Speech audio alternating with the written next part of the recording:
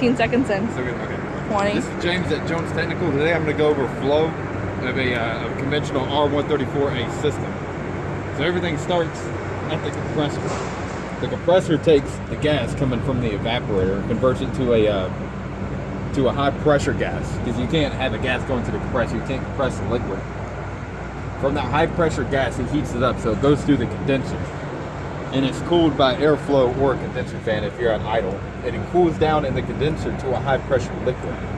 When it's in that liquid state, it goes on up to the expansion valve. The expansion valve converts it to a low pressure liquid. When it's in its liquid form, it then goes through a dryer, and it runs through a desiccant. It removes all the liquid. The liquid eat away at the inside of the AC lines.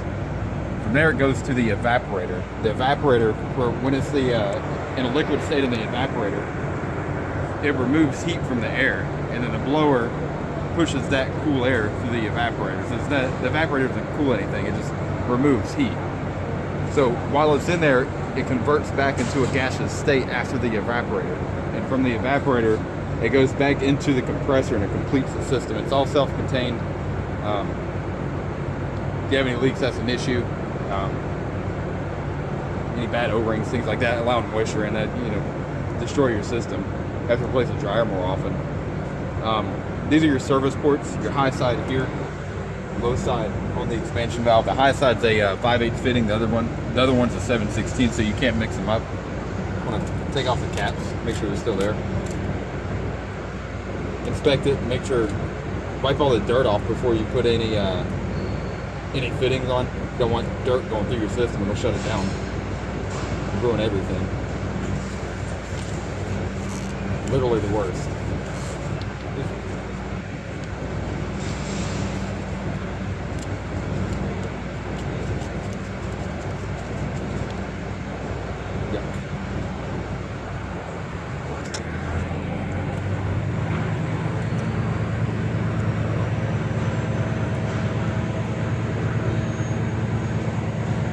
Gauges. Just want to inspect, make sure all of our balls are in there, and this little clip. That way it actually retains. Make sure the system has no pressure. If it does, just release these, and it'll let out any refrigerant in here. That way you don't cross-contaminate R12 and R134A. Make sure this is all the way open. It's just a quick connect. You push it on and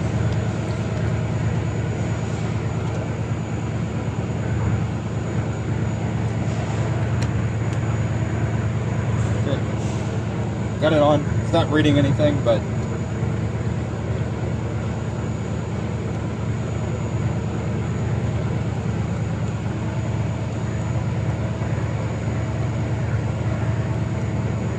so this system, it's empty. It has no refrigerant in it. It has zero pressure on either side. Normally, what you'd want to see with it running with the AC on full blast is the system around 45 to 50 pounds on the low side and around 250 to 280 on the high side, and that'll let you know you have correct refrigerant. If not, then you run into different problems. You can diagnose it from there.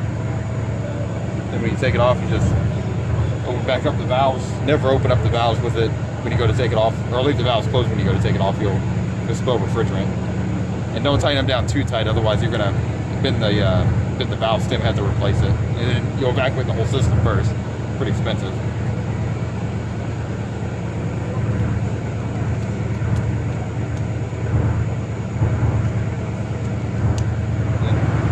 Back on, that way you don't for not contaminate the system. Keeps dirt and stuff out. A little piece of dirt gets stuck underneath that valve stem. I leave it partially open, you'll have a leak there. Okay. That's everything. Just went up with flow. So if you got any more questions, you can research it. Thank you for watching.